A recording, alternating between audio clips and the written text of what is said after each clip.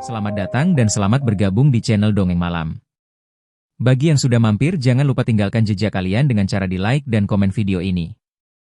Untuk kali ini, Dongeng Malam akan membawakan sebuah cerita dengan judul Pulau Mayat. Kita mulai saja ceritanya.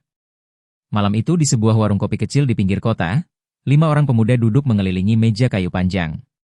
Asap rokok menari-nari di udara, bercampur dengan aroma kopi hitam yang pekat. Joshua, yang biasa dipanggil Aseng, duduk paling heboh. Dengan rambut gondrong yang menutupi sebagian wajahnya, ia sibuk bercerita tentang rencananya untuk kabur sebentar dari hiruk-pikuk kota. Tangannya bergerak-gerak seolah sedang memberi ceramah. Bro, gua sumpah, kalau kita nggak liburan sekarang, kepala gua bisa meledak. Udah berbulan-bulan kuliah, kerjaan numpuk, otak gua panas. Kita butuh suasana laut, ikan bakar, dan kebebasan. Katanya sambil tertawa lebar, memperlihatkan gigi putihnya yang tak teratur. Bujung hanya mengangkat alis, lalu menyeruput kopinya pelan.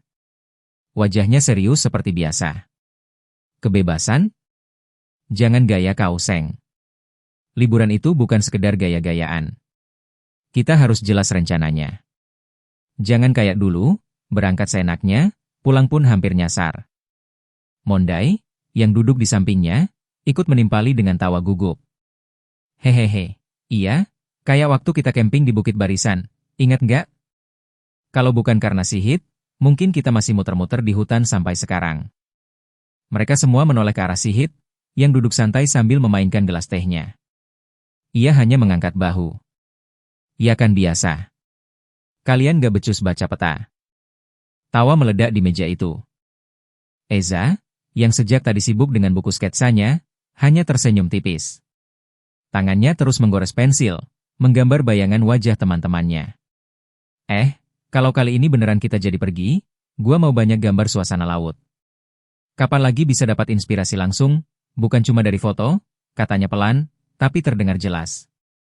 Aseng menepuk meja. Nah, itu dia. Liburan kali ini harus beda.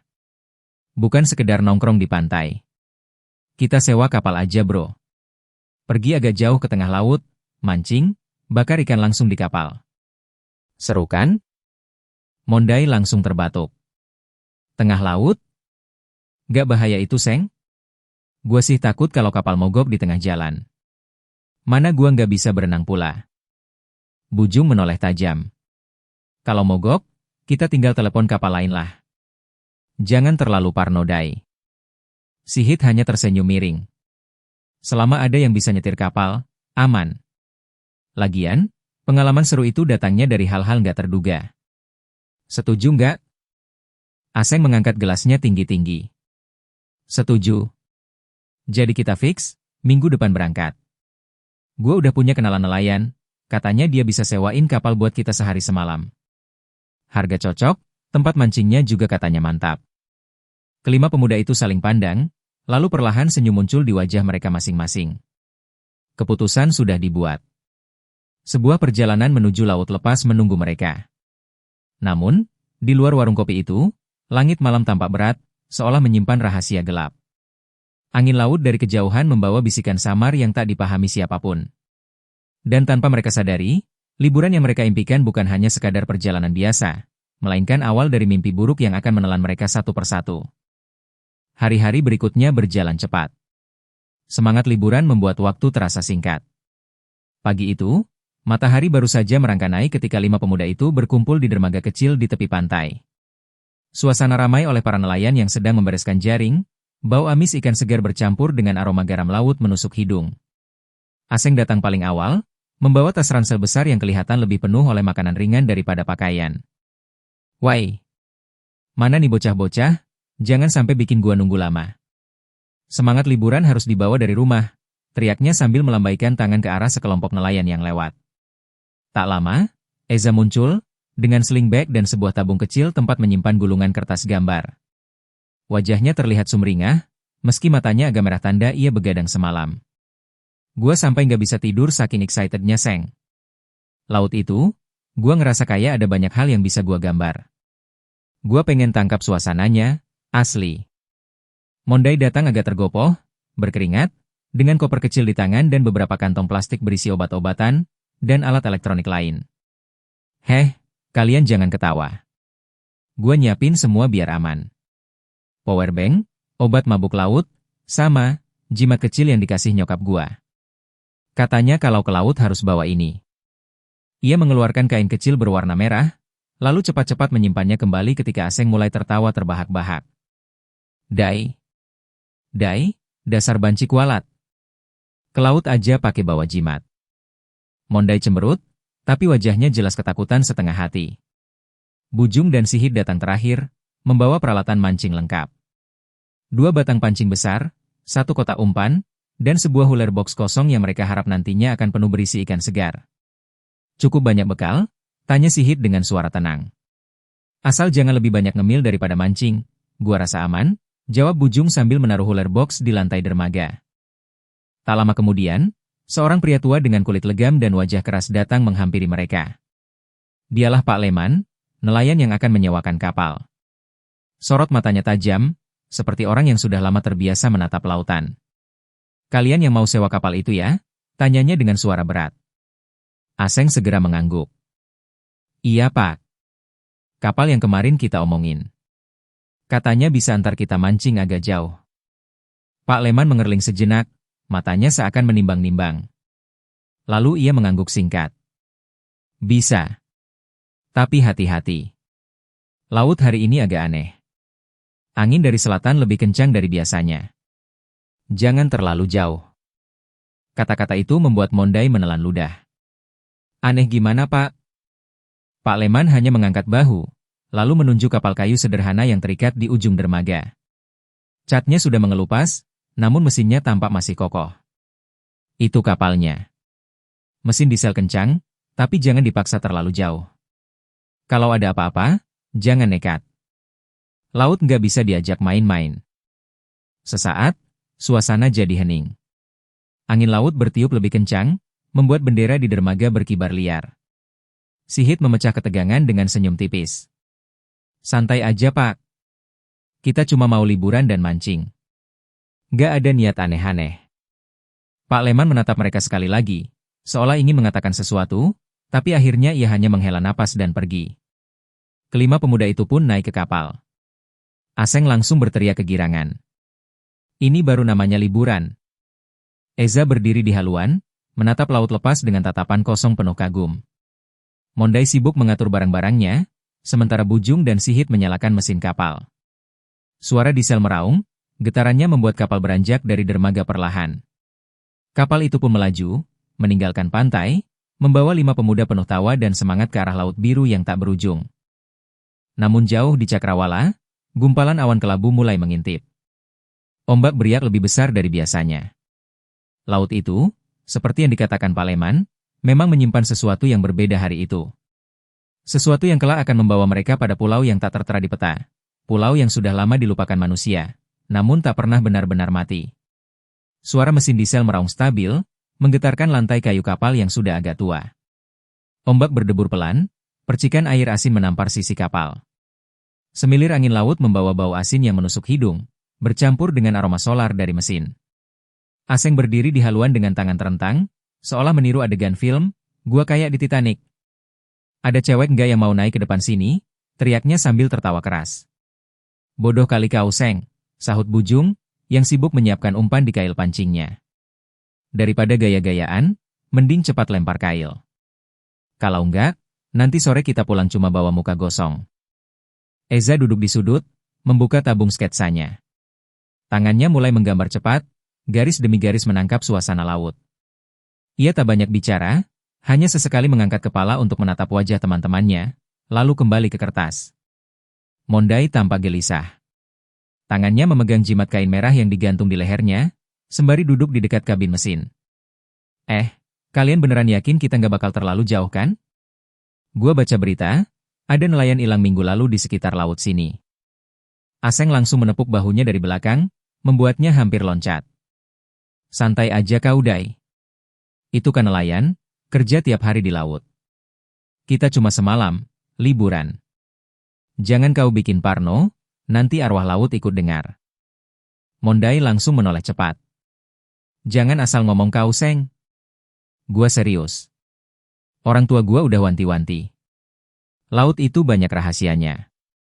Sihit, yang sejak tadi duduk tenang sambil memandang ke arah horizon, akhirnya buka mulut. Dai nggak sepenuhnya salah. Laut memang punya hal yang nggak bisa kita pahami. Tapi justru di situ serunya. Kita nggak tahu apa yang bakal terjadi. Senyumnya tipis, tapi matanya seperti menyimpan sesuatu yang tak terucapkan.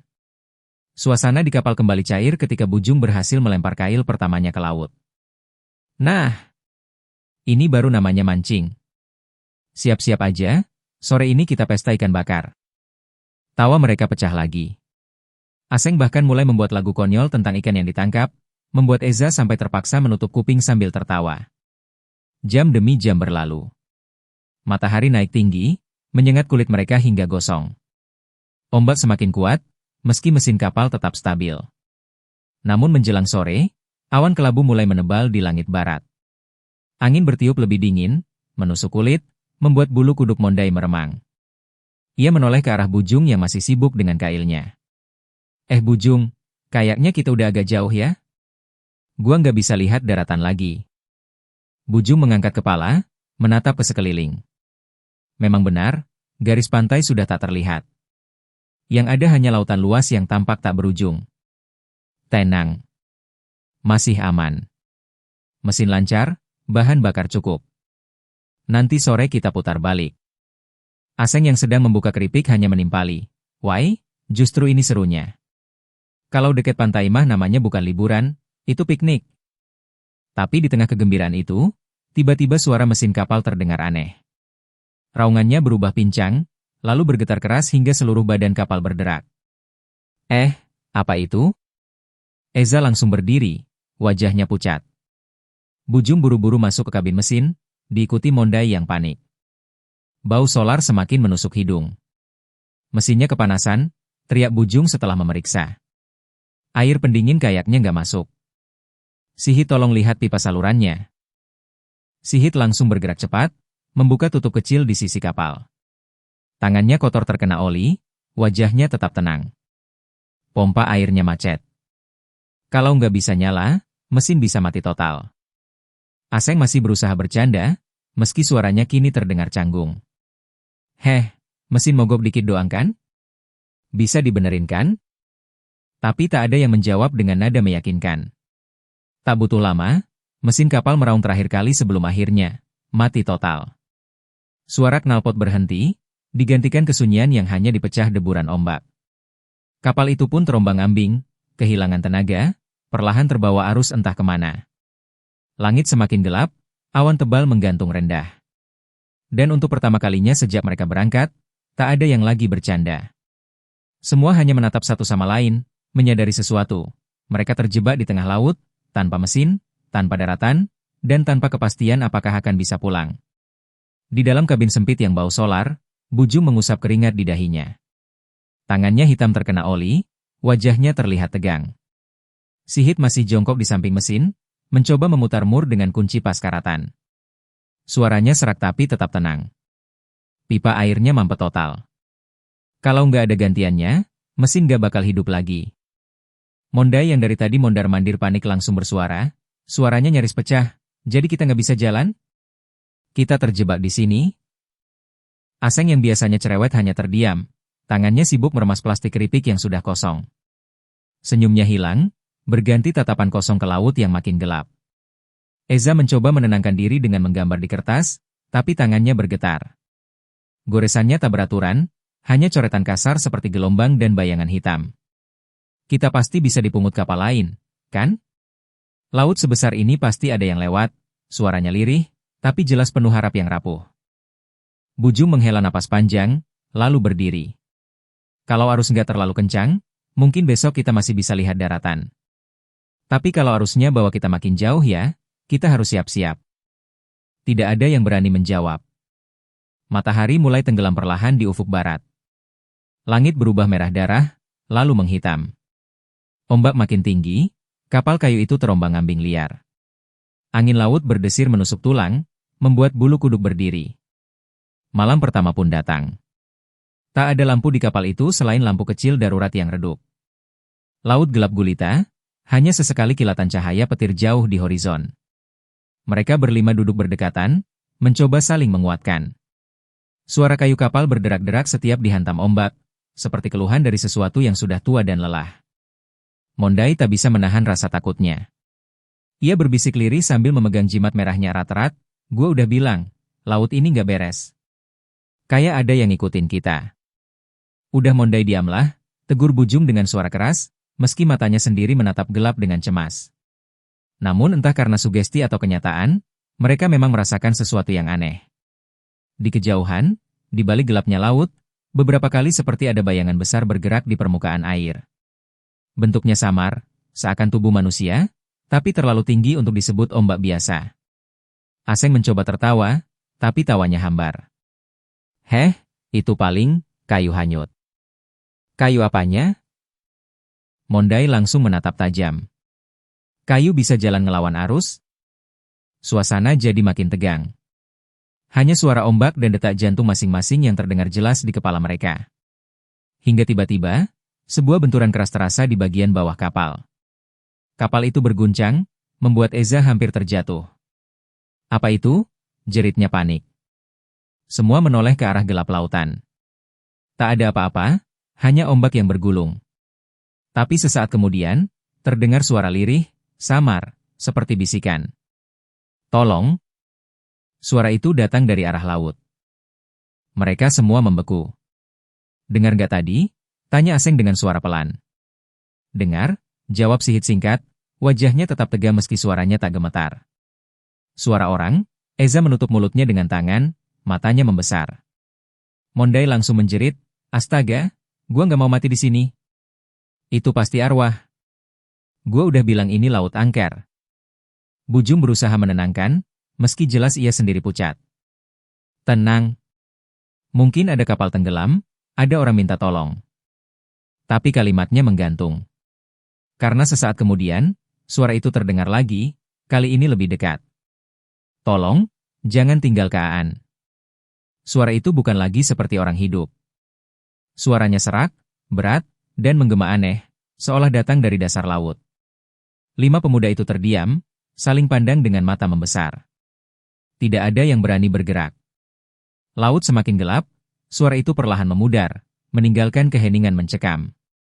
Dan untuk pertama kalinya, mereka sadar, malam ini bukan sekadar mereka melawan ombak dan gelapnya laut. Ada sesuatu lain di luar sana, sesuatu yang tak kasat mata, yang mungkin sudah memperhatikan mereka sejak mesin kapal mati. Malam semakin pekat. Angin membawa hawa dingin yang menggigit kulit, menusuk sampai tulang.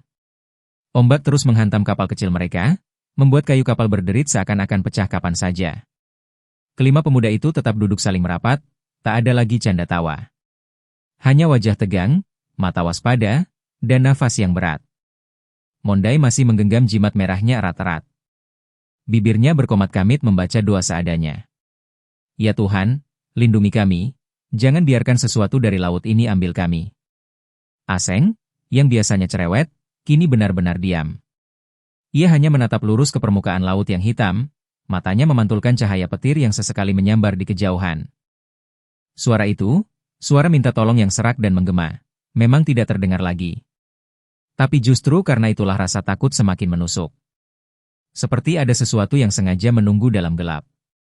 Tiba-tiba, Eza yang sedari tadi memeluk tabung sketsanya menjerit kecil. "Astaga!" Semua langsung menoleh. "Apaan lagi, Za?" tanya Sihit dengan nada terkejut.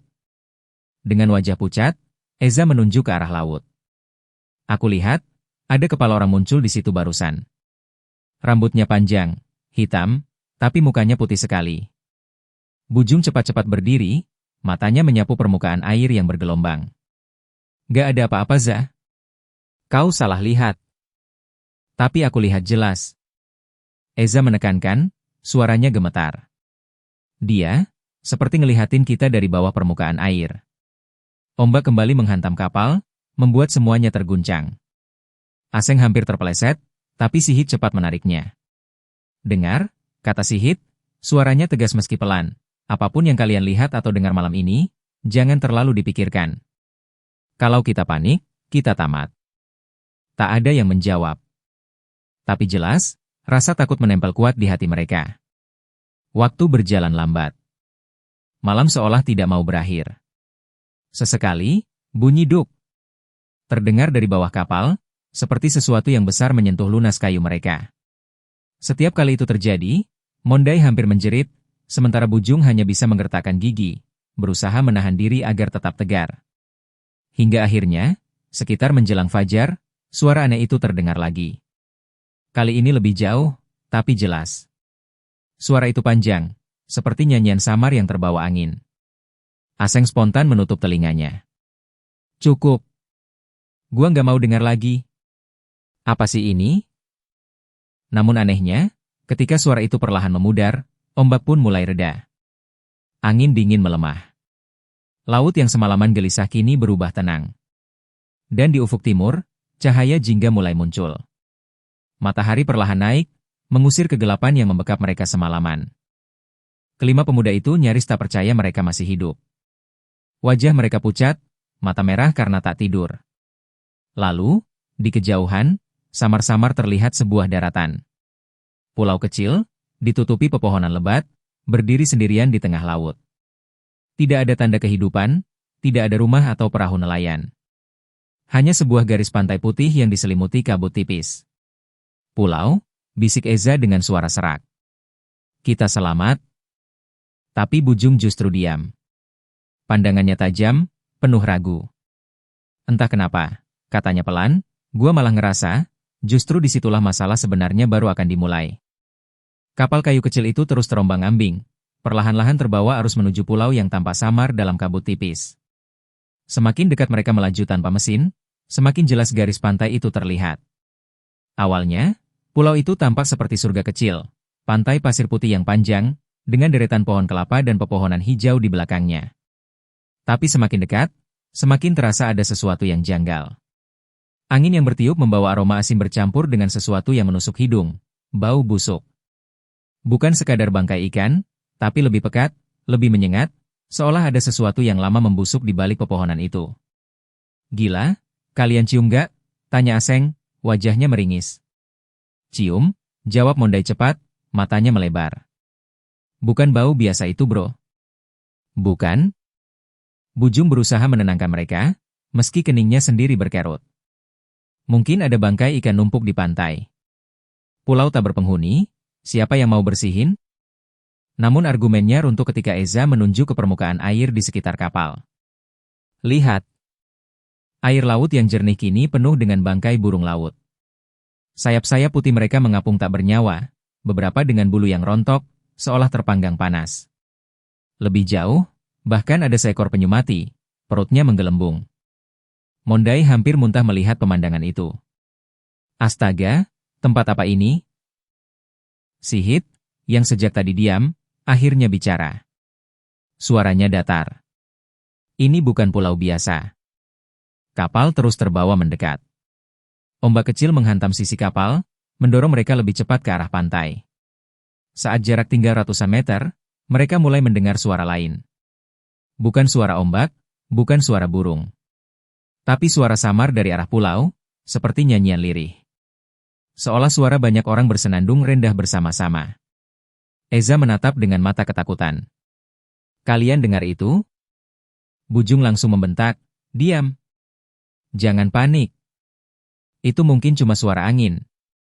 Tapi jelas semua mendengarnya. Nyanyian itu makin jelas seiring kapal makin dekat ke daratan. Akhirnya, kapal mereka menabrak pasir pantai dengan bunyi duk. Mereka terhuyung, tapi berhasil tetap berdiri. Ombak kecil mendorong kapal hingga miring sedikit, namun cukup dekat untuk turun ke pasir. Mereka semua berdiri diam beberapa saat, menatap pulau yang kini menjulang di depan mereka. Pepohonan lebat menutup sebagian besar daratan, dan dari dalam hutan itu, kabut tipis terus keluar, bercampur dengan bau busuk yang semakin kuat. Mondai menolak keras. Gua nggak turun. Sumpah gua nggak mau turun. Mending gua mati kelaparan di kapal daripada injek tanah pulau itu. Aseng berusaha bercanda, meski suaranya bergetar. Yah, kalau mati di kapal, siapa yang mau kasih lo makan keripik dai? Tidak ada yang tertawa. Sihit melompat lebih dulu ke pasir, menatap sekeliling. Pasir pantai terasa dingin, basah, dan anehnya, meninggalkan noda hitam di telapak kakinya. Ia menoleh ke teman-temannya. Cepat turun. Kalau kita tetap di kapal, arus bisa bawa kita makin jauh nanti malam. Kita butuh tempat berteduh, dan mungkin, air tawar. Satu persatu mereka akhirnya turun, meski dengan hati berat. Begitu kelima pemuda itu menginjak pasir pulau misterius tersebut, nyanyian samar itu langsung berhenti. Hening. Hanya suara ombak di belakang mereka. Seolah pulau itu sadar bahwa mereka baru saja datang. Pasir putih yang mereka injak terasa dingin dan aneh. Meski matahari sudah tinggi, pijakannya bukan hangat seperti pantai biasanya, melainkan lembab dan dingin, seakan tanah itu sendiri sudah lama mati. Buju menarik napas dalam, lalu berkata tegas, kita jangan langsung masuk hutan. Kita istirahat dulu di sini, bikin api kalau bisa. Malam nanti baru pikir gimana caranya. Mondai langsung mengangguk cepat, wajahnya masih pucat. Setuju. Gua nggak mau masuk hutan itu sekarang. Serius? Dari tadi gua udah ngerasa kayak ada yang ngeliatin kita dari balik pohon. Mereka meletakkan barang-barang seadanya di pasir. Sihit berjalan ke arah semak rendah dekat tepi hutan, mencari ranting dan kayu kering. Tapi anehnya, hampir semua kayu yang ia temukan terasa lembab, bahkan ada yang busuk dengan belatung merayap di dalamnya. Hanya sedikit ranting yang bisa ia kumpulkan untuk dijadikan bahan bakar. Aseng mencoba membantu dengan semangat pura-pura, padahal wajahnya jelas tegang. Kalau api nggak nyala, kita bisa pakai bensin dari kapal. Sekalian bikin pesta bakar ikan. Ikan nggak ada ya, ucapnya dengan tawa hambar. Tidak ada yang membalas. Eza, duduk agak jauh dari mereka, menatap ke arah hutan dengan mata kosong. Tangannya menggenggam buku sketsa, tapi kali ini ia tidak menggambar. Aku ngerasa tempat ini aneh. Dari tadi aku lihat bayangan hitam di antara pohon, kayak orang mondar-mandir. Buju menoleh cepat. Za, jangan bikin panik. Mungkin cuma perasaanmu aja. Tapi bahkan saat ia mengucapkan itu, bulu kuduknya sendiri berdiri. Akhirnya mereka berhasil membuat api kecil. Asap tipis mengepul, berbaur dengan bau busuk yang sejak tadi tak hilang. Bau itu lebih tajam saat angin dari arah hutan berembus, membuat mereka sesekali menutup hidung. Bau apa sih sebenarnya? Gumam Aseng, kali ini serius. Gak mungkin cuma bangkai hewan. Seperti bau daging manusia. Mondai langsung menutup telinganya. Jangan ngomong gitu. Jangan ngomong gitu, Seng. Nanti makin jadi. Malam mulai turun perlahan. Langit merah keunguan ditelan gelap, dan kabut tipis dari arah hutan makin menebal.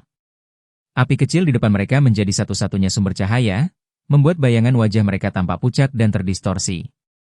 Mereka duduk melingkar, mencoba makan bekal seadanya. Tapi suasana begitu tegang hingga hampir tak ada yang bersuara. Tiba-tiba, dari balik hutan, terdengar suara keras. Seperti ada sesuatu yang besar menjatuhkan batang pohon. Semua langsung terloncat, menatap ke arah gelap pepohonan. Apa itu? Bisik Eza, suaranya parau. Tak ada jawaban. Hanya desiran angin, dan kembali keheningan. Sihit akhirnya berdiri, matanya tajam. Besok pagi kita harus masuk ke sana. Kita perlu cari air tawar, makanan, atau apapun yang bisa nolong kita keluar dari pulau ini. Kalau terus di pantai, kita nggak akan bertahan lama. Mondai langsung memprotes keras.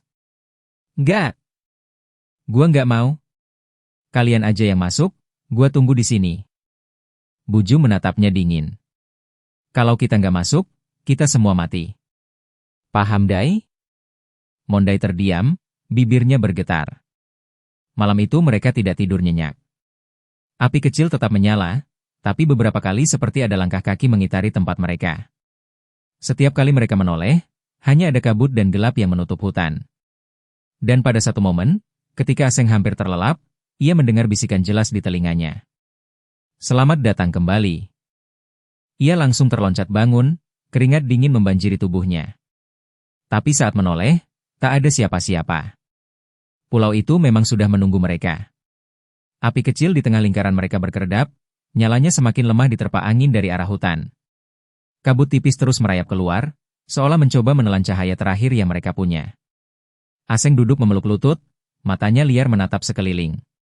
Bisikan, "Selamat datang kembali," tadi masih terngiang jelas di telinganya. Ia ingin cerita ke teman-temannya, tapi lidahnya keluh.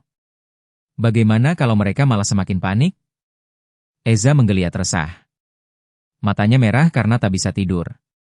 Sesekali ia menatap ke dalam hutan, lalu buru-buru mengalihkan pandangan. Tangan gemetarnya memegang pensil, menggambar di kertas kosong tanpa sadar. Ketika ia menurunkan pandangan, matanya langsung melebar. Di kertasnya tergambar wajah seorang prajurit dengan helm tua, wajahnya hancur penuh luka, matanya kosong menghitam. Eza menjatuhkan pensil dan menutup bukunya cepat. "Astaga," bisiknya pelan. Mondai yang duduk paling dekat dengan api, menatapnya. "Kenapa, Za?" Eza hanya menggeleng cepat. "Gak apa-apa." Mereka semua mencoba diam, tapi ketenangan itu pecah ketika tiba-tiba terdengar suara langkah dari arah hutan. Bukan satu, tapi banyak, berjalan pelan di atas tanah lembab. Langkah-langkah itu makin mendekat. Mereka berlima membeku. Tak ada yang berani bersuara. Api di tengah tiba-tiba menyala lebih besar sesaat, lalu meredup kembali, seolah ada angin kencang yang berhembus dari dalam hutan. Lalu terdengar suara lain. Suara berat, seperti geraman rendah, bercampur dengan rintihan panjang. Mondai langsung menjerit kecil dan menutup wajah dengan kedua tangannya. "Gua nggak kuat lagi, gua nggak mau di sini. Kenapa kita harus ke pulau sialan ini?" Bujung cepat menepuk bahunya kasar. "Diam. Kalau kau terus teriak, kita malah ketahuan kalau ada sesuatu beneran di luar sana." Tapi bahkan tanpa teriakannya, jelas sudah, mereka tidak sendirian di pulau ini. Aseng memberanikan diri berdiri, menatap ke arah kabut. Sekilas ia melihat bayangan, sekumpulan sosok gelap, berdiri diam di antara pohon, menatap ke arah mereka. Bentuknya menyerupai manusia, tapi tinggi-tinggi dan bengkok, dengan kepala seperti helm perang yang berkarat. "Sial," desisnya lirih. "Itu bukan orang biasa." Sihit bangkit perlahan, mengambil kayu panjang yang ujungnya masih menyala api. Matanya menyipit, menantang.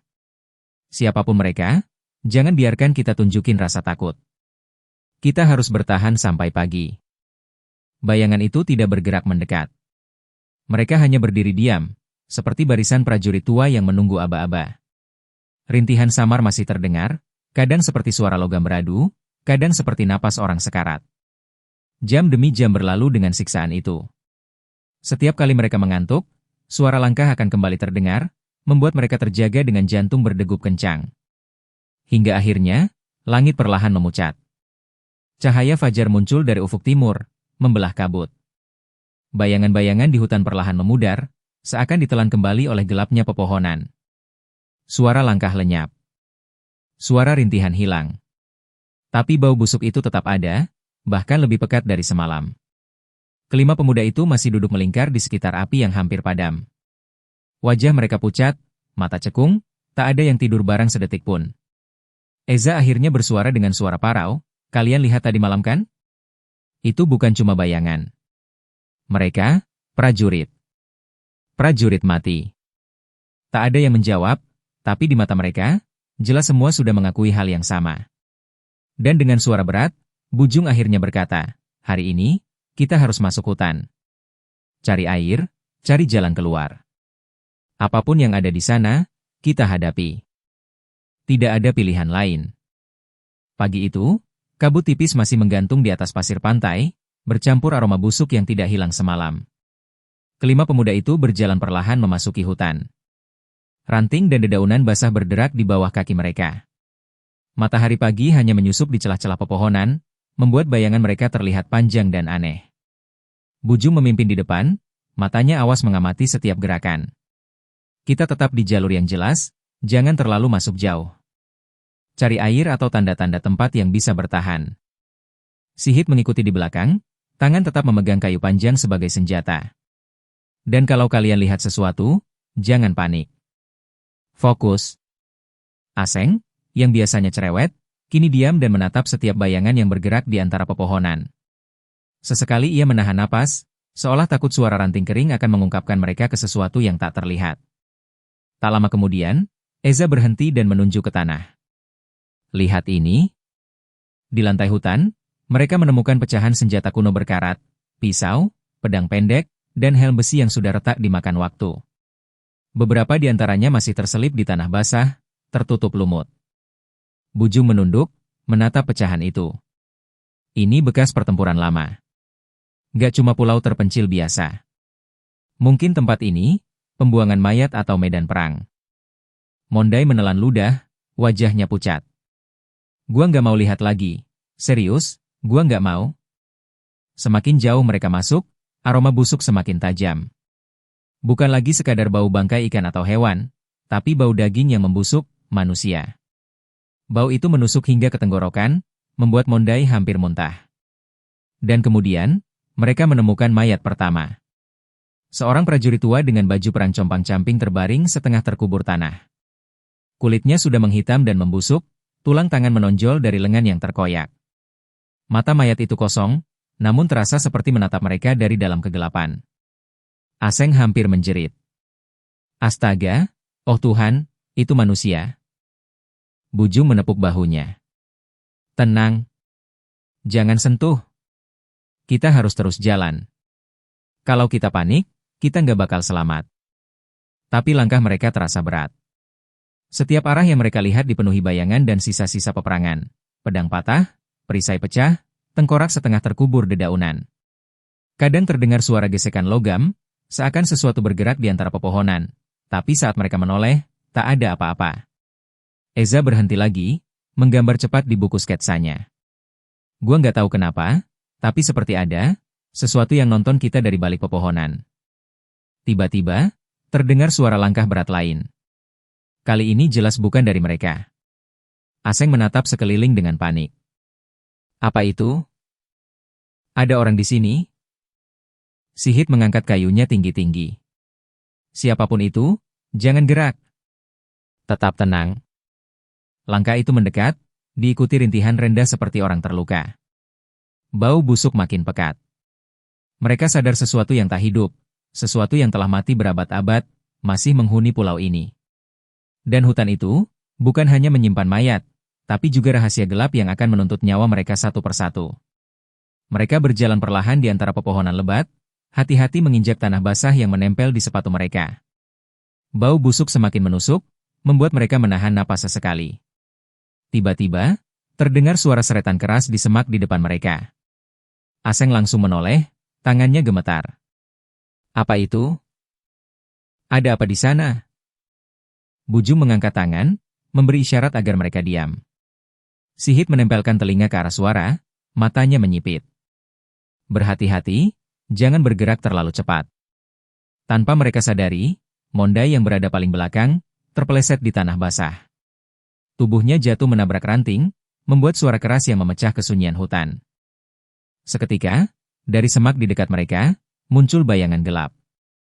Tinggi, bengkok, dengan kepala seolah memakai helm besi tua. Suara berderak logam terdengar setiap kali langkahnya menghantam tanah. Astaga, itu apa? Aseng menjerit, mundur beberapa langkah. Bayangan itu menatap Mondai yang sedang terkapar. Dengan gerakan cepat tapi aneh, seperti melayang di atas tanah, bayangan itu menyerang. Mondai menjerit keras. Tangan-tangannya menangkis, tapi sosok itu meninju dengan kekuatan yang luar biasa. Mondai terhuyung, lalu tubuhnya terseret ke dalam semak gelap. Mondai, teriak Aseng sambil lari mengejar, tapi Buju menahannya. Jangan. Kita nggak tahu apa itu. Kalau kita semua ikut, kita juga bakal mati. Eza menjerit, kertas sketsanya terjatuh. Kita harus nolong dia, tapi... Sihit menatap bayangan itu dengan dingin, tangannya memegang kayu besar. Kita terlalu kecil untuk lawan dia sekarang. Fokus kita selamat dulu. Kita tarik diri ke tempat aman, baru mikirin Mondai. Aseng menatap Bujung dan Sihit, tapi ia tak bisa membantah. Akhirnya mereka mundur, meninggalkan Mondai yang kini lenyap di telan kegelapan semak. Suara jeritannya berhenti tiba-tiba. Mereka berempat terdiam beberapa saat, napas tersengal-sengal. Hutan yang tadi tampak menakutkan kini terasa seperti perangkap hidup yang mengintai setiap langkah mereka. Gua nggak percaya ini terjadi, bisik Eza. Mondai, dia. Bujung menghela napas panjang. Kita nggak bisa tinggal di sini. Kita terus jalan. Siapapun yang selamat nanti, harus bertahan. Aseng menunduk, wajahnya pucat. Gua nggak mau kehilangan kalian semua juga. Tiba-tiba terdengar bisikan lirih, samar tapi jelas, dari arah semak gelap. Selamat datang kembali. Mereka semua menatap sekeliling, tapi hutan hanya sunyi. Hanya daun-daun bergesekan oleh angin tipis. Sihit menepuk bahu Aseng dan Eza. Ini baru permulaan. Pulau ini nggak cuma mayat dan hantu, ini perangkap. Kita harus tetap bergerak, kalau enggak, kita juga bakal jadi mondai berikutnya. Dengan langkah gontai tapi terpaksa, mereka berdua maju lebih jauh ke dalam hutan, meninggalkan puing-puing bekas medan perang dan bau kematian di belakang. Dan di antara pepohonan gelap, bayangan-bayangan kuno terus mengintai. Hari mulai siang, tapi cahaya matahari sulit menembus rimbunnya hutan. Kelima pemuda itu sekarang hanya tersisa 4. Aseng, Bujung, Sihit, dan Eza. Mereka berjalan dalam diam, setiap langkah terasa berat. Tiba-tiba, terdengar suara geraman logam dari balik pepohonan. Kali ini lebih dekat. Eza menjerit kecil. Itu ada lagi. Sama kayak malam tadi. Sihit menahan mereka semua. Diam. Jangan panik. Kita harus tetap tenang. Namun suara itu segera diikuti oleh bayangan lain, lebih banyak dari sebelumnya. Sosok-sosok tinggi dengan helm karatan dan baju perang compang-camping muncul di antara pepohonan. Gerak mereka lambat, tapi pasti, seperti patung hidup yang bergerak dengan satu tujuan, mereka. Aseng menatap Bujung panik. Apa kita harus lari? Bujung menggenggam tangannya, wajah tegang. Iya, tapi hati-hati. Jangan sampai terpisah. Mereka berlari, ranting dan akar menekuk kaki mereka, membuat langkah semakin sulit. Namun Sihit yang paling berpengalaman, mencoba memimpin arah jalan. Tiba-tiba, Eza tersandung di atas tulang yang menonjol dari tanah. Sebuah tengkorak manusia terkelupas terlihat jelas. Sosok bayangan langsung menoleh ke arah mereka, lalu menyerang. Eza menjerit, tapi tak ada yang bisa menyelamatkannya. Sosok itu bergerak cepat, tangan logamnya menangkap tubuh Eza dan menyeretnya ke semak lebat. Jeritannya berhenti seketika, meninggalkan keheningan yang mencekam. Aseng menunduk, hampir pingsan. Sihit menepuk bahunya. Kita nggak bisa berhenti. Kalau kita terhenti, kita juga bakal mati. Mereka terus berlari, hingga akhirnya mereka terjebak di tepi sungai kecil yang deras. Pohon-pohon tinggi menghalangi jalan mundur. Sosok-sosok itu mulai mengepung mereka perlahan, bergerak seperti prajurit hantu dari medan perang lama. Aseng menatap Sihit, napas tersengal. Ini, kita nggak bisa keluar dari sini. Sihit menatapnya tajam. Kita harus. Ada satu cara, ikut aku. Mereka menyeberangi sungai dengan susah payah. Arus deras hampir menyeret mereka, tapi mereka berhasil sampai di sisi lain. Sosok-sosok bayangan tidak mengikuti mereka ke sungai, seolah takut pada air yang mengalir deras. Setelah beberapa jam berlari dan sembunyi di semak, hanya Aseng dan Bujung yang tersisa.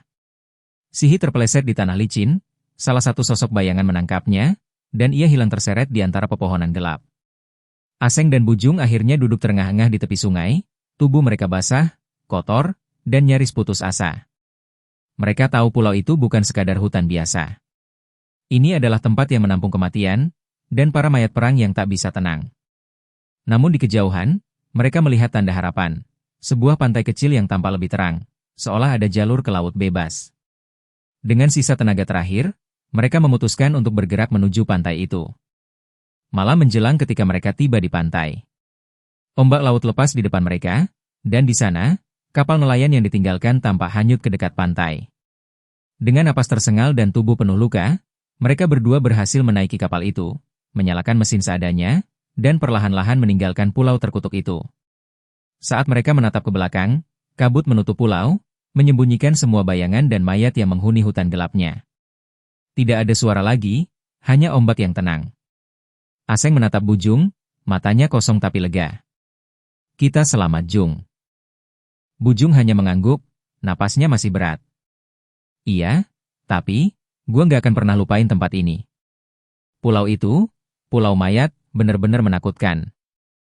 Dan saat matahari terbit penuh di ufuk timur, mereka tahu satu hal, pengalaman itu akan membekas seumur hidup. Pulau itu tetap ada, menunggu korban berikutnya yang berani atau nekat datang. Aseng dan Bujung terus menatap pulau yang mulai menghilang di balik kabut saat mesin kapal berderap pelan. Kedua tangan mereka menggenggam erat kemudi, tubuh mereka kotor, luka-luka di kulit masih basah oleh air laut dan keringat, tapi yang paling terasa adalah rasa lega yang luar biasa. Mereka masih hidup. Sejak matahari terbit, mereka menavigasi kapal kecil itu menembus laut lepas. Ombak mulai tenang, seakan menyambut keberanian mereka untuk meninggalkan pulau terkutuk itu. Aseng menundukkan kepala, mencoba menenangkan pikirannya yang masih gemetar. Gila, kita benar-benar selamat, Jung. Semua yang terjadi, parah banget. Bujung, meski terlihat lelah, tetap fokus mengendalikan kapal. Kita harus terus maju, jangan berhenti. Pulau itu, jangan pernah diingat terlalu lama.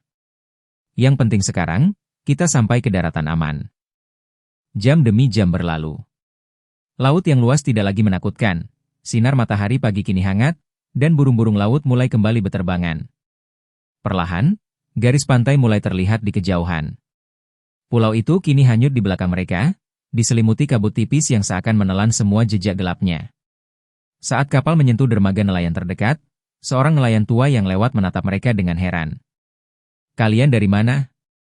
Kapal itu terlihat sudah lama tidak bergerak. Aseng dan Bujung hanya saling pandang. Wajah mereka kosong tapi lega. Tanpa berkata banyak, mereka melompat ke dermaga, jatuh berlutut di atas kayu yang hangat, napas tersengal, tubuh gemetar. Bujung akhirnya berkata dengan suara serak, "Kita nggak bakal bilang ke siapa-siapa. Pulau itu, jangan ada yang tahu." Aseng mengangguk. "Iya, nggak ada yang bakal percaya. Tapi, kita selamat. Dan itu yang penting." Hari itu, mereka berjalan ke kota terdekat, disambut keluarga dan teman. Namun di dalam hati, bayangan pulau itu, hutan gelapnya, bau busuk kematian, dan suara bayangan prajurit yang mengintai, tetap membekas. Mereka kembali ke kehidupan normal, tapi malam-malam kadang datang dengan bisikan samar, suara langkah di semak, atau bayangan yang seolah menunggu di sudut kamar. Aseng dan Bujung tahu, meski mereka sudah pulang, pulau mayat itu akan selalu ada di ingatan mereka, menunggu saat mereka mungkin kembali, atau menunggu korban berikutnya. Dan di laut lepas, di suatu tempat yang tak tercatat di peta, pulau itu tetap berdiri, sunyi namun hidup, penuh rahasia gelap yang tak pernah meninggalkan siapapun yang pernah menginjaknya. Dan cerita selesai di sini. Terima kasih sudah mengikuti cerita sampai akhir. Untuk cerita dengan judul Pulau Mayat berakhir di sini. Akan banyak lagi cerita-cerita menarik yang akan dibawakan Dongeng Malam. Jadi silahkan di-subscribe channel ini agar tidak tertinggal cerita-cerita menarik dari video berikutnya. Dan jika kalian suka dengan cerita-cerita seperti ini, silahkan di-share video ini agar channel ini bisa lebih berkembang lagi.